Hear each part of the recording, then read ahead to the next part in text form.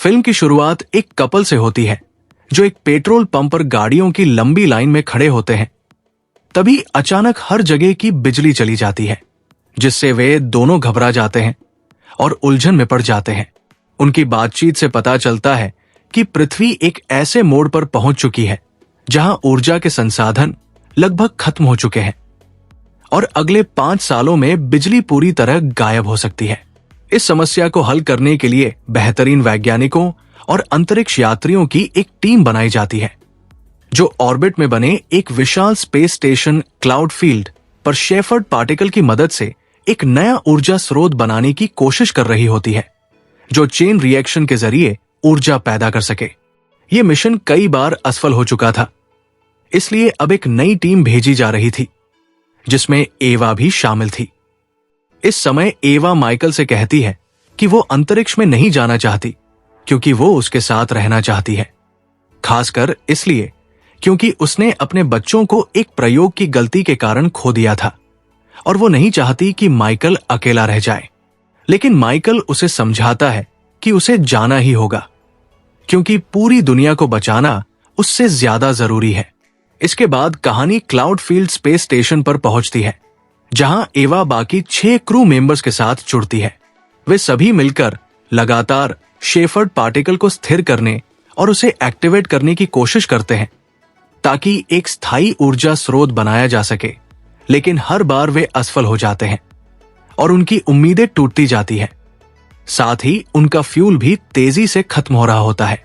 एक और असफल कोशिश के बाद एवा अपने पति को बताती है कि उनके पास अब सिर्फ 3 और प्रयासों के लिए ही ईंधन बचा है और अगर वे भी असफल हो गए तो दुनिया पूरी तरह अंधेरे में डूब सकती है।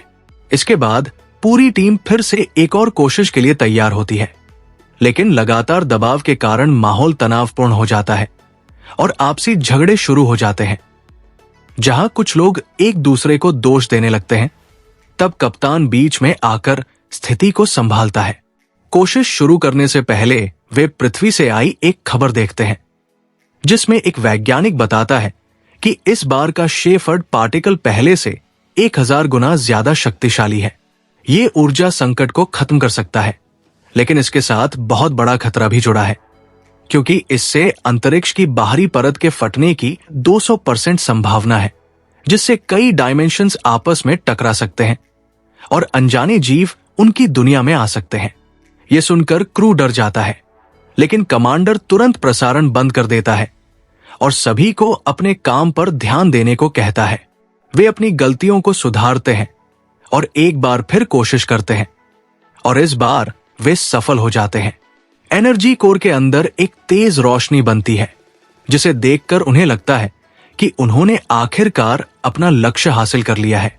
लेकिन उनकी ये खुशी ज्यादा देर तक नहीं टिकती, क्योंकि अचानक ऊर्जा का ओवरलोड हो जाता है, जिससे जोरदार विस्फोट होते हैं। स्पेस स्टेशन को भारी नुकसान पहुंचता है और अंदर खतरनाक आग लग जाती है। जब वे आग बुझाने की कोशिश कर रहे होते हैं, तभी एक और धमाका होता है और स्टेशन के बाहर एक अजीब ऊर्जा क्षेत्र दिखाई देता है, जिससे कुछ समय के लिए गुरुत्वाकर्षण खत्म हो जाता है और फिर धीरे धीरे सब कुछ सामान्य होने लगता है। वे वेंटिलेशन सिस्टम की मदद से आग पर काबू पा लेते हैं और कुछ समय के लिए सब कुछ सामान्य लगता है। लेकिन असली खतरा अब शुरू होता है। एम्मा जब सिस्टम चेक करती है तो हैरान रह जाती है, क्योंकि उनकी स्क्रीन पर पृथ्वी दिखाई ही नहीं दे रही होती। ये देखकर पूरी क्रू घबरा जाती है और पैनिक करने लगती है, क्योंकि उन्हें लगता है कि उनके एक्सपेरिमेंट ने ही पृथ्वी को नष्ट कर दिया है। कप्तान सभी को शांत रखने के लिए उन्हें अलग अलग मरम्मत के काम दे देता है। इसी दौरान एवा को पता चलता है कि उनका नेविगेटर गायब है। जब वो ये बात कप्तान को बताने जा रही होती है, तभी उसे किसी के चिल्लाने की आवाज सुनाई देती है। वो उस आवाज का पीछा करती है और एक घायल लड़की को तारों में फंसा हुआ पाती है, जो एवा को देखते ही उसका नाम लेकर पुकारती है, जबकि एवा उसे पहले कभी नहीं जानती। पूरी टीम डर और उलझन में पड़ जाती है और समझ नहीं पाती कि वो लड़की इंसान है या कुछ और। कप्तान आदेश देता है कि उसे बाहर निकाला जाए और जैसे ही वे उसे निकालते हैं, उसका इलाज शुरू कर देते हैं। इसके बाद कहानी फिर से पृथ्वी पर जाती है, जहां वेस्टिंग एक तेज धमाके से जागता है और बाहर देखता है तो हर तरफ तबाही मची होती है। आग लगी हुई है, इमारतें टूटी हुई है और शहर में जगह जगह छोटे छोटे विस्फोट हो रहे हैं। अभी भी ये साफ नहीं होता कि पृथ्वी पर आखिर हुआ क्या है, और कहानी फिर से स्पेस स्टेशन पर लौट आती है, जहां अब और भी अजीब और डरावनी घटनाएं होने लगती है। चीजें अपने आप हिलने लगती है और कुछ सामान बिना किसी वजह के गायब हो जाता है। एक क्रू मेंबर अजीब तरह से व्यवहार करने लगता है। उसकी आंख असामान्य तरीके से घूम जाती है और उसके दिमाग में हिंसक ख्याल आने लगते हैं।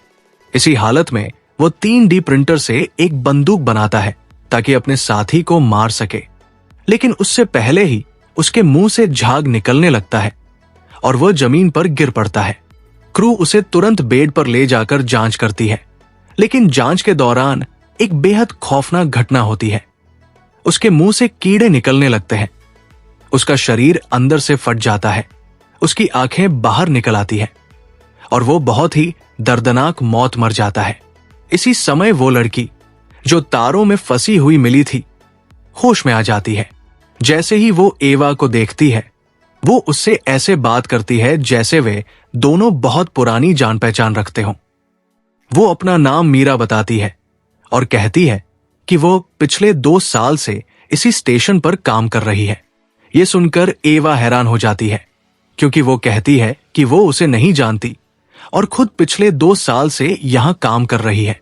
इस विरोधाभास से मीरा भी उलझन में पड़ जाती है, लेकिन इससे पहले कि वे कुछ समझ पाते, मीरा अचानक एवा को चेतावनी देती है कि स्मिथ पर भरोसा न करे, क्योंकि वही शेफर्ड पार्टिकल के बार बार फेल होने की वजह है। कप्तान ये सुन लेता है और तुरंत स्मिथ को एक कमरे में बंद कर देता है, जहां वो पूरी तरह हैरान और लाचार रह जाता है।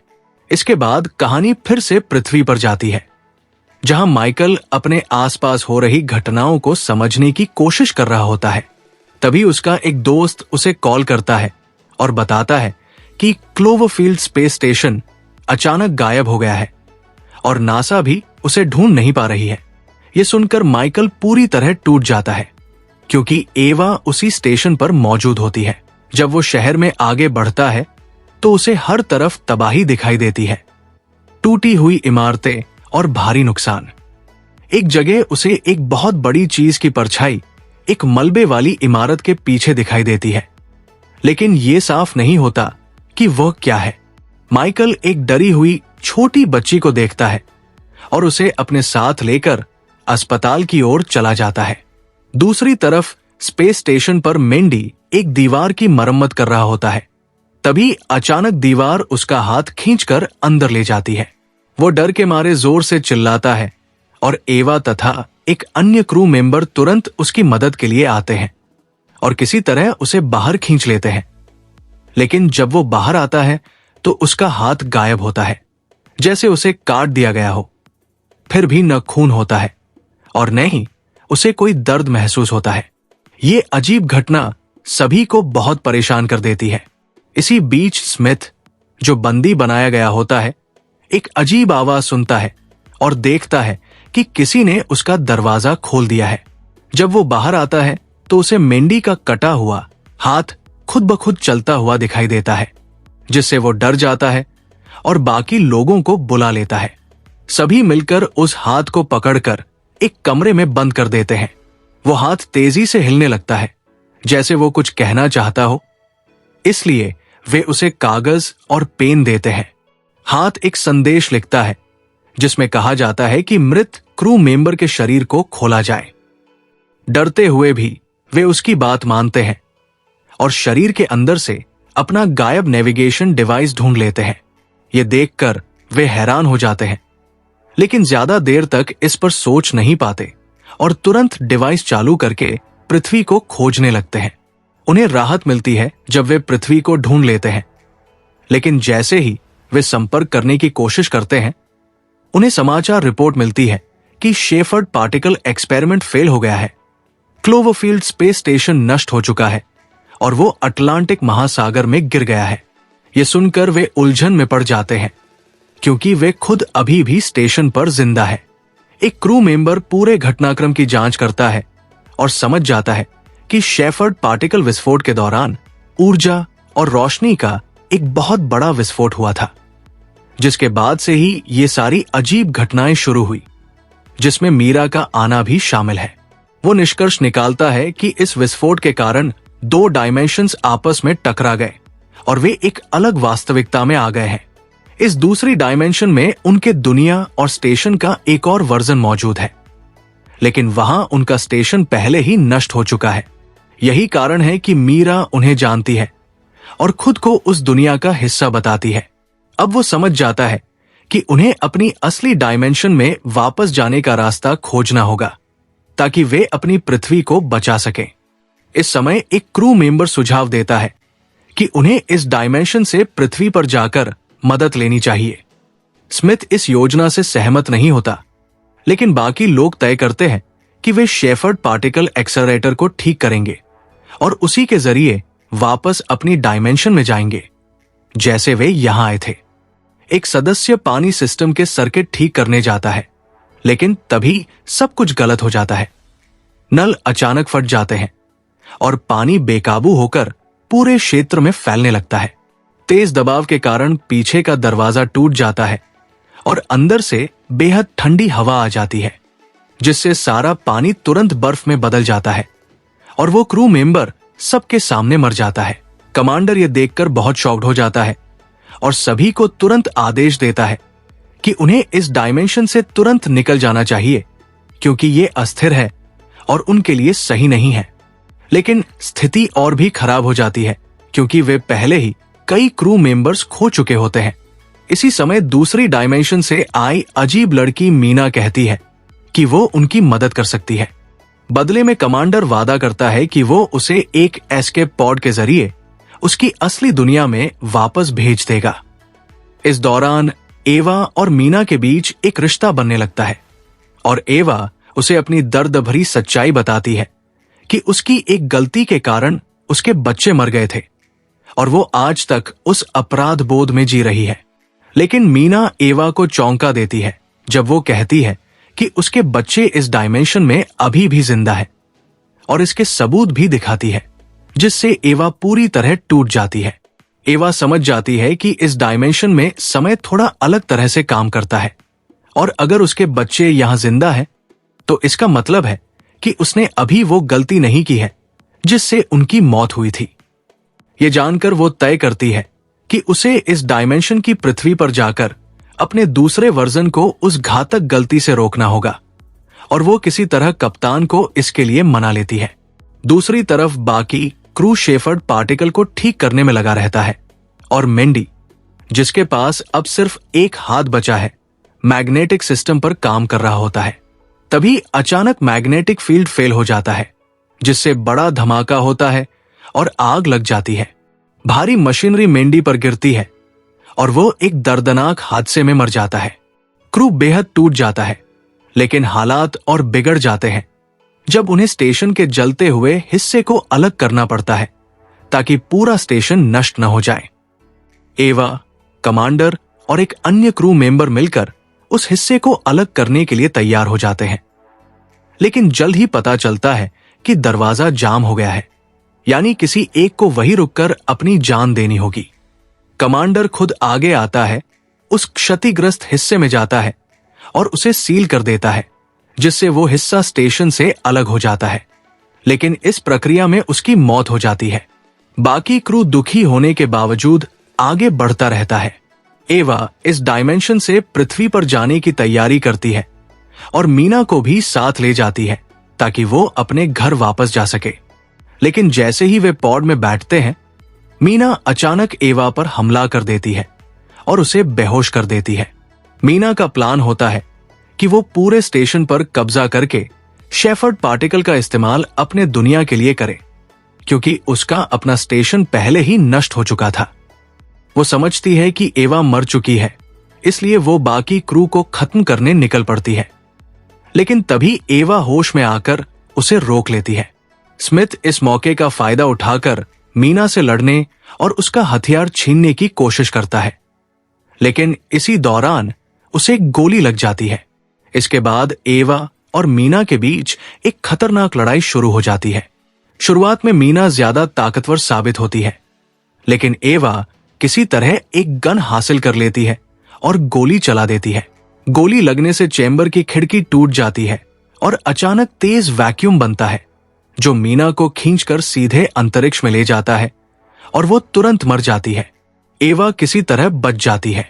वो काफी हिल जाती है, लेकिन फिर भी स्मिथ को बचाने के लिए खुद को संभालती है, जो बुरी तरह घायल होता है, और उसे सुरक्षित जगह ले जाकर उसका इलाज करती है। इसके बाद एवा शेफर्ड पार्टिकल को ठीक करने में लग जाती है ताकि वे अपने घर वापस जा सकें। जाने से पहले वो इस डायमेंशन की एवा के लिए एक संदेश छोड़ती है, जिसमें वह उसे चेतावनी देती है कि अपने घर में किसी खास डिवाइस को बिल्कुल ऑन न करे, वरना उसके बच्चों की मौत हो जाएगी। वो पूरी डायमेंशनल घटना और पार्टिकल को स्टेबल रखने के तरीके भी विस्तार से समझाती है। संदेश भेजने के बाद वे शेफर्ड पार्टिकल को दोबारा स्टार्ट करते हैं और सफलतापूर्वक अपनी असली डायमेंशन में वापस लौट आते हैं। अब एवा आखिरकार अपनी दुनिया में पृथ्वी पर लौट पाती है और लगता है कि एनर्जी क्राइसिस खत्म हो चुकी है, क्योंकि एक्सेलरेटर फिर से काम करने लगा है। स्पेस सेंटर में क्रू को उनकी सफलता पर छोटे शटल्स के जरिए घर लौटने का आदेश दिया जाता है ताकि वे इस जीत का जश्न मना सकें। माइकल को पता चलता है कि एवा वापस आ रही है, लेकिन वो खुश होने की बजाय गुस्से और डर में आ जाता है। इसकी वजह तब सामने आती है जब दिखाया जाता है कि दुनिया में विशाल राक्षस घूम रहे हैं और हर जगह तबाही मचा रहे हैं। ये जीव उस समय आए जब डायमेंशनल गड़बड़ी हुई थी, जिससे ये साबित होता है कि ऐसे प्रयोग दूसरी डायमेंशन से खतरनाक जीवों को इस दुनिया में ला सकते हैं। कहानी इसी डरावने और रहस्यमयी मोड़ पर खत्म होती है, जहां एक विशाल राक्षस बादलों के बीच खड़ा दिखाई देता है और दुनिया का भविष्य अनिश्चित रह जाता है।